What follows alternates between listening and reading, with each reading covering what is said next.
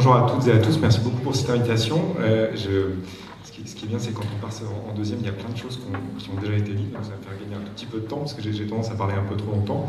Je vais essayer de tenir le temps dans la mesure du possible. Je vais essayer de montrer quels sont les mécanismes de l'apprentissage dans le cerveau humain, de l'enfant et de l'adolescent, en ayant justement cette perspective, je dirais, intégrée de l'enfant jusqu'à l'âge adulte, et d'essayer de montrer finalement qu'il y a des mécanismes qui sont transversaux à tous les apprentissages scolaires fondamentaux, apprentissage d'ailleurs à l'école et en dehors de l'école, et comment finalement on peut essayer de penser l'accompagnement des apprentissages et les difficultés rencontrées par certains enfants à apprendre en travaillant sur ces mécanismes transversaux impliqués dans les apprentissages, de sortir un peu du discours global sur la problématique des maths et du français comme finalement cardinalité des apprentissages scolaires, en montrant finalement qu'il y a d'autres apprentissages, d'autres mécanismes transversaux qui sont impliqués dans ces apprentissages et qu'on peut essayer de renforcer chez l'enfant qui se développe, je dirais, sans trouble du neurodéveloppement, et des enfants qui ont des troubles du neurodéveloppement associés. Donc je parlais essentiellement des troubles des apprentissages, mais ça peut effectivement se généraliser à d'autres troubles du neurodéveloppement. Rapidement, Boris a déjà dit tout ce que je voulais dire sur le développement neurodéveloppemental, donc c'est parfait. Je vais juste rajouter une chose, c'est qu'il y a une chose qu'il n'a pas dit, c'est que cette dynamique du développement, elle se perd à des rythmes différents dans les différentes régions cérébrales. Et c'est ça aussi qui va avoir, je dirais, une conséquence, notamment sur l'émergence de périodes spécifiques dans le neurodéveloppement, et notamment cette période de l'adolescence. On en parle peu finalement de cette période de l'adolescence, on en parle beaucoup en psychiatrie, parce qu'effectivement, ce qu'a très bien montré Boris, c'est l'entrée dans un certain nombre de psychopathologies et de maladies psychiatriques, mais on en parle peu finalement dans la dynamique des apprentissages. Et finalement, cette période de l'adolescence, c'est une période extrêmement importante pour les apprentissages, parce qu'au moment de l'adolescence, finalement, on va s'opérer une asynchronie dans le développement de deux grands systèmes dans le cerveau humain.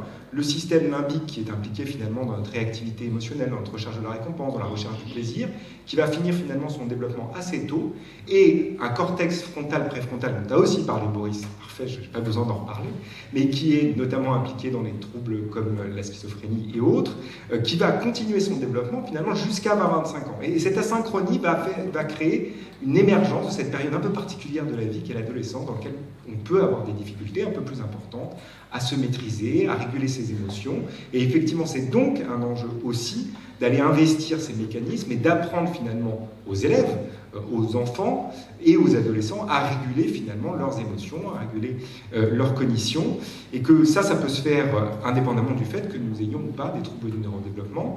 Et on en parlait un peu ce matin, cette idée finalement, parfois, le fait qu'on considère qu'il y a des troubles du neurodéveloppement qui sont déterminés très tôt au cours de l'enfance, c'est parfois des pertes de chance de prise en charge de ces enfants-là, parce qu'on oublie peut-être un peu que finalement la neuroplasticité, elle s'opère à tous les âges de la vie, et notamment dans des périodes de reconstruction ou neurodéveloppementale particulière, comme l'adolescence. Il faut quand même avoir en tête que cette période de l'adolescence, en termes de dynamique cérébrale, c'est une période de sensibilité à l'environnement qui est pratiquement aussi forte que les premières années de la vie. Et on l'oublie un peu, c'est-à-dire qu'on est tous focalisés sur ces 1000 premiers jours. Vous savez, il y a une commission sur les 1000 premiers jours, il faut faire très attention à l'environnement, précoce de l'enfant. Mais pas seulement. Il y a cette période de l'adolescence, elle est absolument critique pour les apprentissages et pour le neurodéveloppement. Donc il y a des mécanismes de compensation qui sont possibles.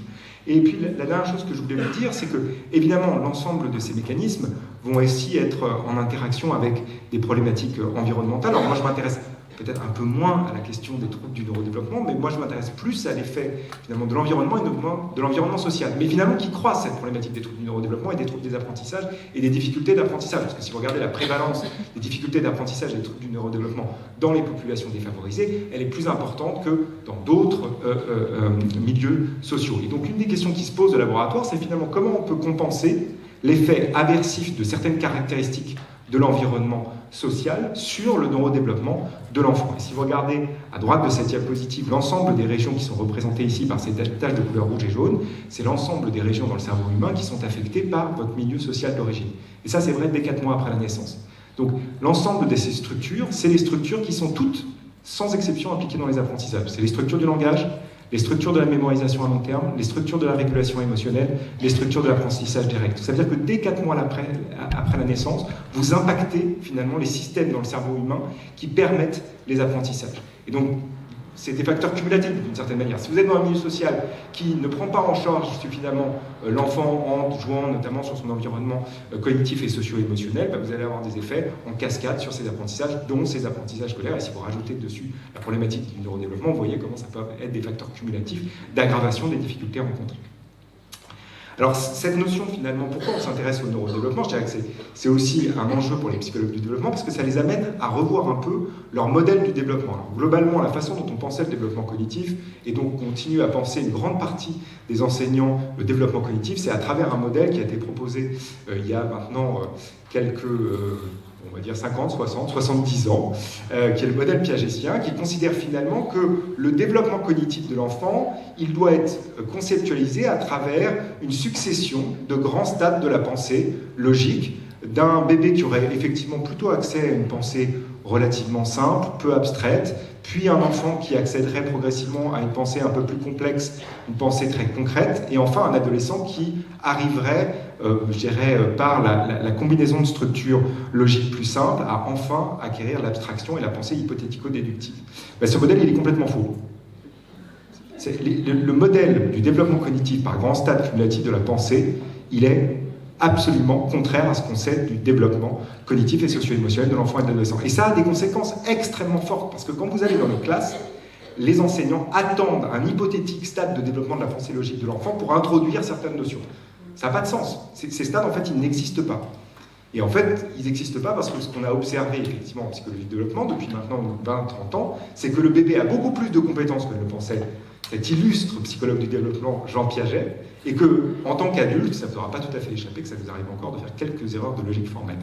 Et donc, finalement, c'est pas du tout en adéquation avec la façon dont Piaget pensait ce développement cognitif. Et la deuxième chose, c'est que ce modèle piagétien, il est extrêmement normatif. C'est-à-dire qu'il dit, tous les enfants du monde passent par les mêmes stades aux mêmes âges. Si vous passez 2 minutes, n'importe où, dans un endroit où il y a des enfants, vous vous rendez bien compte que tous les enfants du monde ne passent pas tout à fait par les mêmes stades aux mêmes âges. Et donc en fait, la norme du développement cognitif, c'est l'hétérogénéité. Et ça renvoie exactement à ce qu'on observe dans l'autisme. C'est-à-dire que l'hétérogénéité qu'on observe dans l'autisme, elle s'observe aussi dans le développement typique. Il n'y a pas fondamentalement une norme du développement typique. Et ce développement, quand on le regarde un peu finement, quand on est psychologue du développement, on se rend compte qu'en fait, il n'est pas caractérisé par un accroissement comme ça progressif, une marche en avant forcée vers des compétences de plus en plus complexes. En fait, il est très dynamique et non linéaire.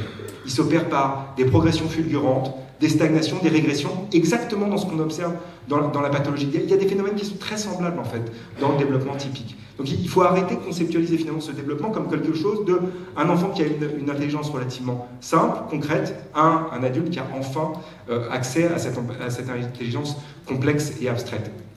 Ça a plein d'incidences, parce que finalement, ça nous amène à interroger les mécanismes du développement un peu différemment. Alors dire qu'il y a de l'hétérogénéité, que chaque trajectoire développementale est un peu différente, que chaque trajectoire d'apprentissage est un peu différente, ça n'empêche pas d'essayer d'identifier des mécanismes qui sont communs et qui produisent ces changements chez tous les individus. Et ces mécanismes, quand on les regarde un peu rapidement, je ne vais pas rentrer dans les spécificités du modèle du développement, mais globalement, c'est des mécanismes de haut niveau, du cortex préfrontal, qui régulent l'ensemble de nos fonctions cognitives, et socio-émotionnel. Globalement, on est à peu près tous d'accord, quand on fait de la psychologie de développement, sur le fait que ces fonctions, qu'on appelle des fonctions exécutives, dans le sens où elles régulent les autres fonctions cognitives, elles sont au centre des mécanismes de l'apprentissage dans le cerveau humain et du développement cognitif. Donc c'est peut-être celle-là qu'il faut essayer de développer dans le cadre scolaire. Et on sait qu'effectivement, si vous regardez par exemple des études longitudinales sur du temps très long, c'est-à-dire plus de 30 ans, quand on s'intéresse à finalement quels sont les prédicteurs, non pas de la réussite scolaire, parce que entre vous et moi, la réussite scolaire, on s'en fout un peu. Ce qui est important, c'est la réussite éducative. C'est-à-dire, une fois, finalement, voilà, j'ai enfin un public qui comprend, je dis ça, qui adhère à mon discours. Parce que généralement, je le dis aux profs, qui me regardent un peu comme ça. Bon, après, ils sont d'accord, hein, à la fin. Mais l'enjeu, c'est qu'effectivement, on ne se pose finalement pas la bonne question dans nos systèmes éducatifs. On pilote nos systèmes éducatifs à partir de la réussite scolaire, à partir des résultats, par exemple, à PISA, en se disant il faut que les élèves soient bons en maths et en français à 15 ans. Et c'est pas ça, en fait. On regarde les mauvais indicateurs. Les facteurs qu'on essaye d'identifier, c'est les facteurs de réussite éducative, c'est-à-dire, globalement, quand on est adulte, est-ce qu'on a toutes les compétences pour être en bonne santé, pour ressentir du bien-être et épanoui professionnellement et dans notre vie familiale. Et si on regarde ces indicateurs, ben finalement, on ne trouve pas tout à fait les mêmes facteurs que ceux qu'on identifie pour la réussite scolaire. En gros, un très bon un très bon facteur de réussite dans notre système éducatif, c'est le quotient intellectuel. Vous mesurez le quotient intellectuel entre 4 et 11 ans, globalement, vous avez une bonne idée de si l'élève va réussir dans notre système éducatif. Donc ça permet aussi de débunker un peu le mythe de ces hauts potentiels intellectuels qui auraient des grandes difficultés dans notre système éducatif. C'est pas du tout ce qu'on observe. Hein. Quand vous avez un haut potentiel intellectuel, vous avez plutôt un facteur, je dirais, d'opportunité pour réussir dans notre système éducatif.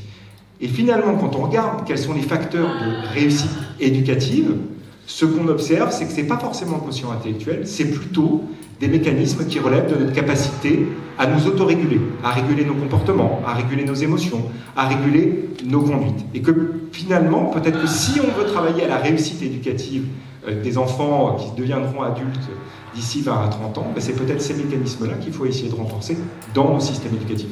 Et finalement, ces mécanismes, ils renvoient à ce que vous entendez, ce dont vous entendez beaucoup parler en ce moment, c'est-à-dire ce dont on parle, c'est des compétences psychosociales.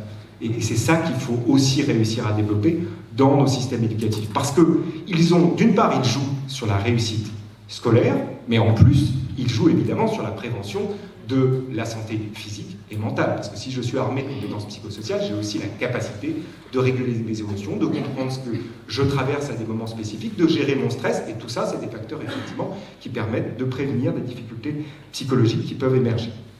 Alors, ces mécanismes de régulation socio-émotionnelle, comportementale, comme ma capacité à maîtriser mon impulsivité, ils jouent aussi très fortement dans mes apprentissages scolaires fondamentaux, à un niveau très cognitif. On va faire une petite expérience ensemble. Je vais vous demander de résoudre un petit problème de raisonnement très simple.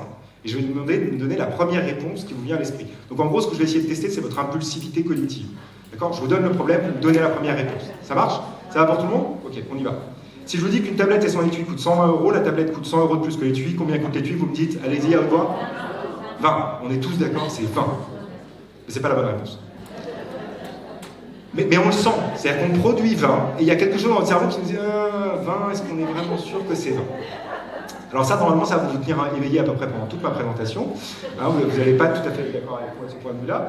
Mais en fait, vous savez résoudre ce type de problème. Vous savez résoudre ce type de problème, c'est une équation à deux inconnus. Vous avez appris à résoudre... Non, je vous assure que vous avez appris ça au collège. C'est dans le socle des compétences en mathématiques au collège. Même si vous n'avez pas choisi cette option, que vous êtes orienté ensuite en littéraire, vous avez appris à résoudre des problèmes arithmétiques à contenus verbaux et donc des équations à deux inconnus. En fait, c'est très simple. X, c'est votre étui et Y, c'est votre tablette. Donc c'est simple, je peux dire X plus Y, c'est égal à 120. C'est ce que dit le problème. En fait. Et votre tablette, Y, elle vaut 100 plus le prix de l'étui. Si on s'arrête juste là et que vous pensez que l'étui vaut 20, si l'étui vaut 20, ça veut dire que la tablette à elle seule, elle vaut 120. Et 120, je vous rappelle que c'est le prix de la tablette et de l'étui. Donc ça ne fonctionne pas. Là, je sens que vous êtes perdu. C'est pas grave. Je vous laisserai les slides et vous vous amuserez à essayer de résoudre. La bonne réponse, c'est 10. Vous verrez, avec 10, ça marche très bien. Si l'étui vaut 10, à ce moment-là, la tablette vaut 110. 110 plus 10, ça fait bien 120. Et vous trouvez la bonne réponse. Donc ça veut dire que nous, arrivés au bout de notre développement cognitif et logico-mathématique, ça nous arrive encore de faire des petites erreurs de raisonnement dans des problèmes pourtant qui sont très simples. Donc il faut aussi avoir une vision assez bienveillante des erreurs de l'élève et essayer de comprendre finalement quels sont les mécanismes qui expliquent ces difficultés rencontrées par l'élève au cours de ses apprentissages. Et la deuxième chose qu'on peut se poser en tant que développemental, c'est de dire mais finalement qu'est-ce qui produit cette erreur ? En fait l'erreur elle se produit par un automatisme qui se déclenche dans votre cerveau qui est d'associer plus que à la soustraction et moins que à l'addition. Et comment vous avez construit cet automatisme ?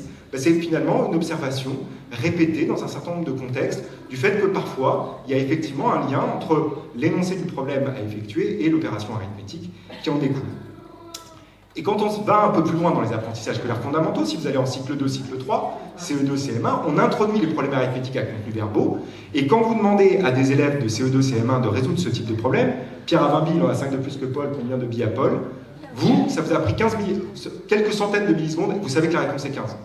Parce qu'à partir du moment où vous avez entendu plus que, vous avez fait une soustraction et vous avez trouvé la bonne réponse. Si je suis un élève en CE2, CM1, la réponse que je donne systématiquement, c'est 25. Parce que mon automatisme, c'est plus égale addition, moins égale soustraction. Et quand vous êtes face à ces difficultés rencontrées par les élèves, en règle générale, ce qui est utilisé par les enseignants, c'est de vous apprendre à déconstruire le problème en sous-étapes. C'est vraiment très classique en termes de pédagogie. On vous demande de représenter le problème, on pose 20 billes sur la table, on dit ben regarde, si on te dit que Pierre en a 5 de plus que Paul, et là c'est l'étape critique, en fait ça veut dire que Paul en a 5 de moins que Pierre. Et à ce moment-là, une fois que vous avez fait ce petit jeu cognitif, vous retombez sur une congruence entre l'énoncé du problème et l'opération arithmétique à effectuer. Et vous, en tant qu'enseignant, vous dites ça y est, j'ai développé une nouvelle compétence logique chez mes élèves. C'est pas du tout ce qui s'est passé dans leur cerveau. Ce qui s'est passé dans leur cerveau, c'est qu'au bout d'un moment, ils ont détecté une nouvelle régularité, et dès qu'ils entendent plus qu'eux, ils font une soustraction, et dès qu'ils entendent moins qu'eux, ils font une addition. Parce que ça coûte beaucoup moins de ressources cognitives à mon cerveau. Et c'est très efficace dans ce contexte-là. Et comme c'est très efficace, je vais avoir tendance à surgénéraliser à des situations où ça ne fonctionne plus. Et c'est ce qui fait que, quelques années après, vous vous trompez quand je vous propose le problème sur l'étui et la tablette.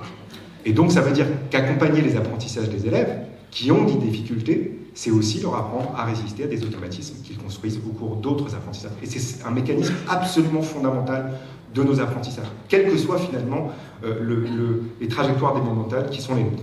Alors en fait, on s'est rendu compte qu'il y a plein de situations comme ça dans les apprentissages. Par exemple, le fait que les enfants de maternelle écrivent toutes les lettres de la droite vers la gauche, ou qu'ils inversent le sens des lettres quand ils commencent à apprendre leur nom. C'est parfaitement normal.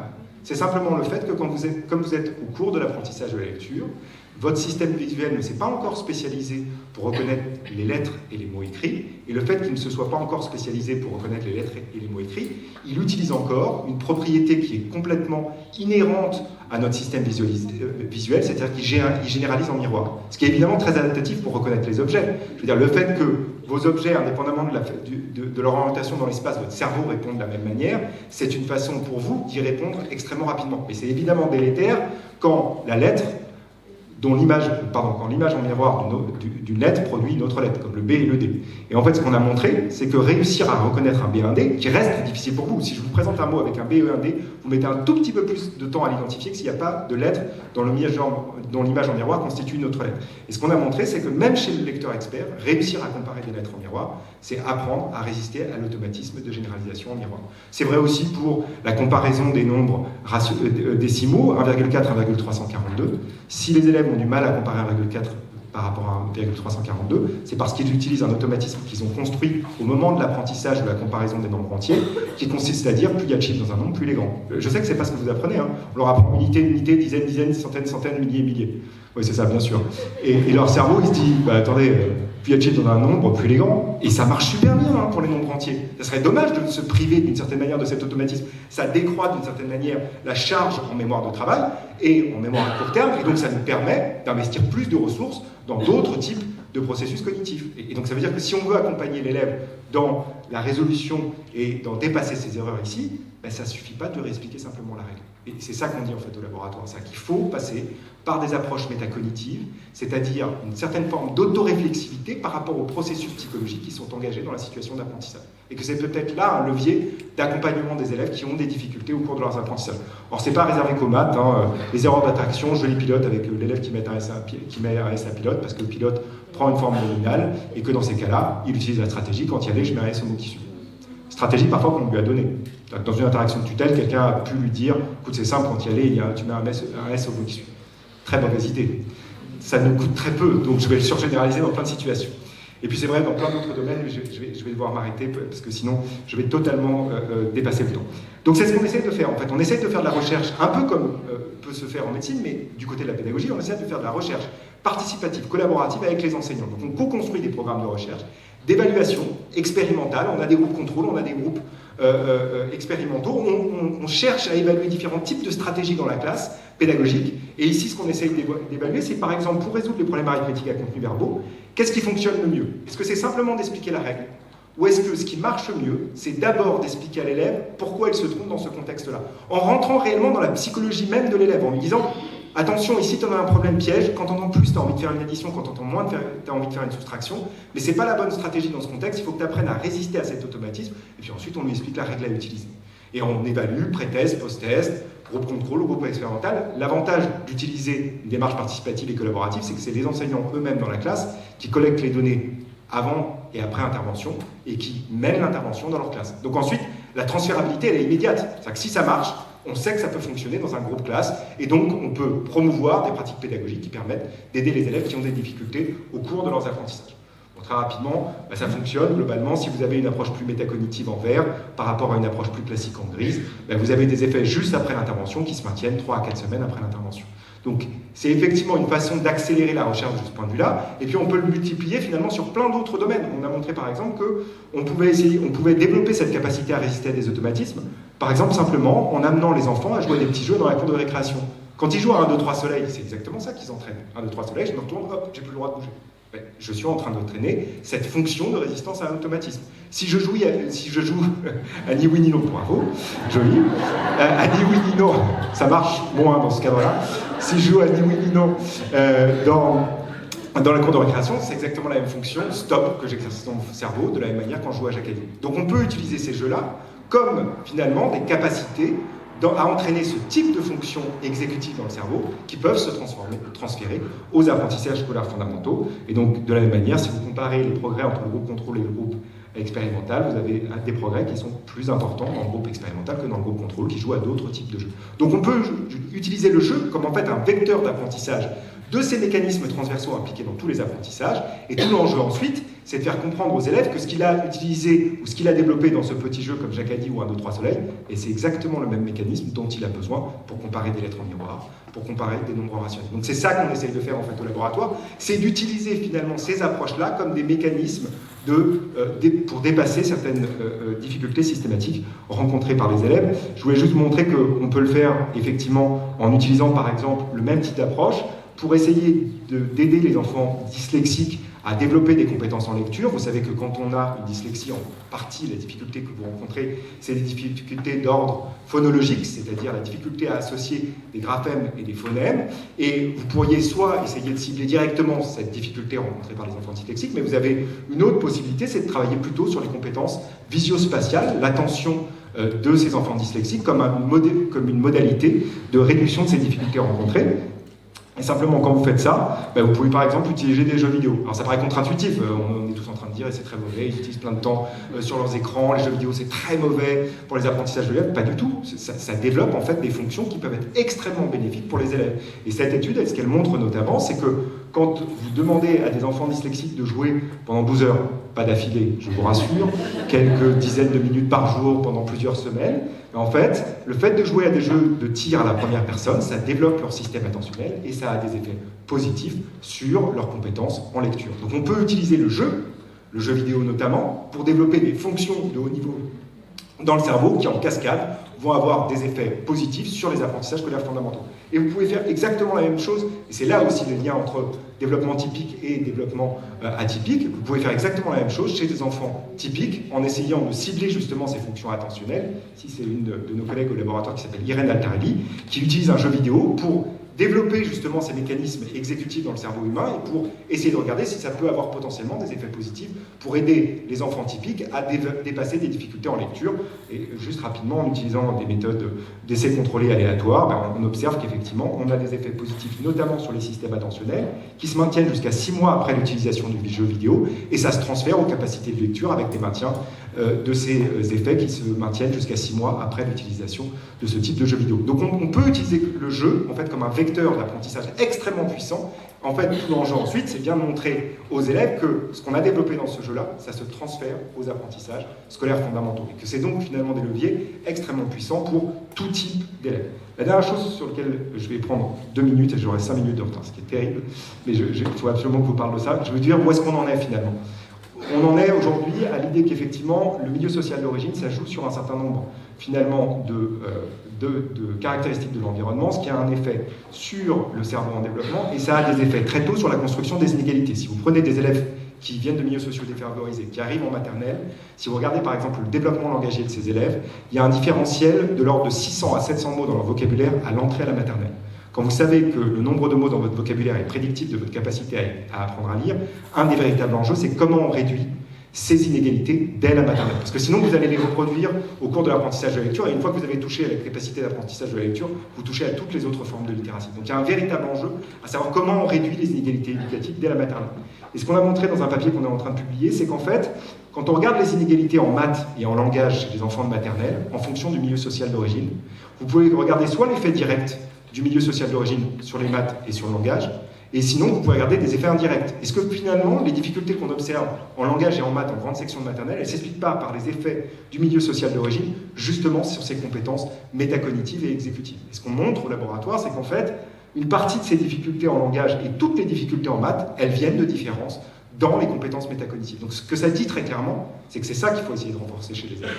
Et c'est ça qu'il faut essayer de renforcer chez les élèves à l'école, mais aussi dans le cadre familiale. Et donc ce qu'on essaye de faire depuis maintenant quelques années, c'est de mener des essais randomisés aléatoires de grande ampleur. Notamment, on essaye de renforcer la parentalité autour des apprentissages chez les enfants de CP, dans lequel précisément, on essaye d'expliquer aux parents comment pédagogiser la vie quotidienne de telle manière à pouvoir renforcer ces mécanismes exécutifs et ces mécanismes métacognitifs chez leurs enfants. On a des petites vidéos de 5 minutes qui expliquent d'une part pourquoi c'est important, et puis surtout qui donnent des pistes finalement d'activités à mettre en place à la maison pour développer ce type de compétences.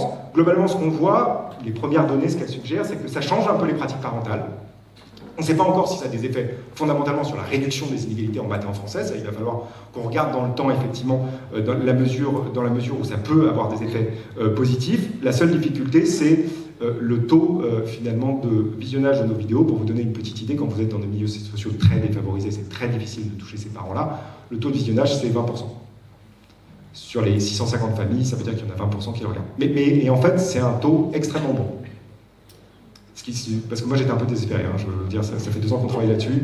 Quand vous avez 20% de visionnage, on envoie 3 SMS par semaine, on essaye vraiment de les engager, et c'est très difficile. Mais on le sait que c'est très difficile. Donc effectivement, il y a un enjeu à peut-être trouver d'autres modalités, finalement, pour les engager. De ce point de vue-là, on a un autre projet qui vise, cette fois-ci, les enseignants, de moyenne section et de grande section de maternelle, dans lequel on les forme à utiliser des pratiques pédagogiques autour de la métacognition dans leur classe. Donc ça se déroule dans les réseaux d'éducation prioritaire de la ville de Marseille.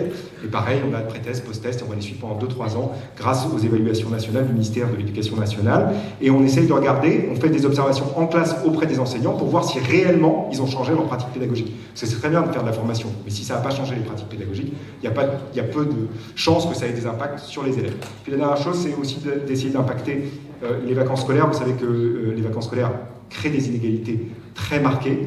Alors vous pouvez avoir 2 types de solutions. Vous pouvez avoir une solution qui consiste à réduire les vacances scolaires. Ça n'aura aucun effet, hein. Il suffit de regarder les différents systèmes éducatifs pour savoir que ce n'est pas ça qui fonctionne. Par contre, développer des programmes d'été qui fonctionnent réellement et qui sont basés sur des données probantes pour essayer de développer des compétences dont on sait qu'elles sont importantes pour les apprentissages, ça peut fonctionner. Donc c'est ce qu'on essaie de faire avec la mairie de Paris.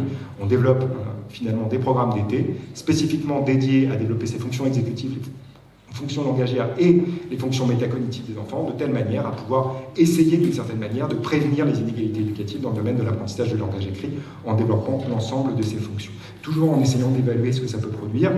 Et puis tout ça, ça nous permet de produire finalement des ressources, parce que c'est aussi ça, dans le même domaine que dans le domaine médical, il faut que dans le domaine de la pédagogie, on utilise exactement le même type d'approche, de faire de la recherche transstationnelle, qui permet de créer des ressources qui sont validées scientifiquement et dont on sait qu'elles peuvent développer les mécanismes dont ont besoin les élèves pour apprendre. Et puis on a aussi créé des livres pour expliquer comment fonctionne le cerveau aux enfants. Parce qu'il y a un grand angle mort de l'éducation en France et dans les autres pays, c'est qu'on n'apprend jamais aux enfants comment fonctionne leur cerveau. Ce qui est un paradoxe, puisque ce qui s'entraîne tous les jours dans une salle de classe, c'est quand même leur cerveau. Donc s'il faut avoir quelques connaissances sur leur cerveau, peut-être que ça leur permettrait d'apprendre un peu plus efficacement. Donc c'est ça le grand enjeu. Et on a même créé un pour les ados qui s'appelle « C'est pas moi, c'est mon cerveau ». Le pas est entre parenthèses, parce que nous sommes notre cerveau, mais c'est juste pour jouer sur ce domaine. Voilà, puis je finis toujours par remercier l'ensemble des gens qui travaillent avec moi au laboratoire, les chercheuses, les chercheurs, les doctorantes et l'ensemble des postdocs qui travaillent avec nous et qui essayent de produire l'ensemble de ces données. Merci beaucoup.